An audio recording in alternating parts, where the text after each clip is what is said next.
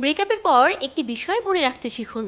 দুজনের পথ দুদিকে চলে গেছে, অথচ সম্পর্কে রয়ে যায় প্রাক্তনের ছায়া। মনে বিদ্বেষ থাকলেও পুরনো প্রেমকে অনেকেই অনুসরণ করেন সোশ্যাল মিডিয়ায়। চেষ্টা করেও এই নেশা ছাড়তে পারেন না।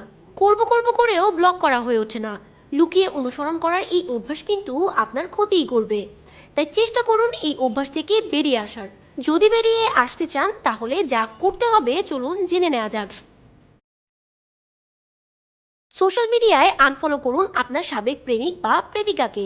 তাহলে অগোচরেই থাকবে তার সব আপডেট। মন বারবার সেদিকে চলেও যাবে না।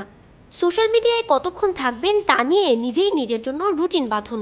এতে বেশি সময় থাকবেন না সামাজিক মাধ্যমে। আর নিজের কাছেই প্রমিস করুন যে সাবেকের প্রোফাইলে যাবেন না। দিনের শেষে নিজের কাছে সেই প্রমিস রক্ষা করুন। প্রাক্তন সম্পর্ক রাখতে না চাইলে তাকে গোপনে অনুসরণ করা বন্ধ করুন। নিজের জীবন ও চারপাশে মন দিন। অতীত থেকে বর্তমানে ফিরুন। আরও বেশি ফোকাসড হন।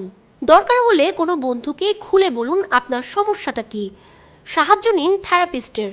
মনোবিদের পরামর্শ আপনাকে অতীত ভুলতে সাহায্য করবে। সোশ্যাল মিডিয়া থেকে কিছুদিন বিরতিও নিতে পারেন। দেখুন সোশ্যাল মিডিয়া ছাড়া জীবন ধারণে কোনো সমস্যা হচ্ছে কিনা। যদি তা না হয় তাহলে সোশ্যাল মিডিয়া ছেড়ে থাকার কথা ভাবতে পারেন। কী কারণে বিচ্ছেদ হয়েছিল ভেবে দেখুন। মনে করুন, নিজেকে সময় দিন, ভালোবাসুন। তাহলে প্রাক্তনের স্মৃতি ফিকে হয়ে আসতে পারে। সোশ্যাল মিডিয়ায় গোপনে অনুসরণ করে নিজের মনকে পীড়িত করবেন না। কি হারিয়েছেন, কতটুকু হারিয়েছেন তা নিয়ে ভাবতে বসবেন না। বাস্তববাদী জীবনে ফিরে আসুন। জীবনকে ভালোবাসুন, ভালো থাকুন। এই শুভকামনা আপনার জন্য।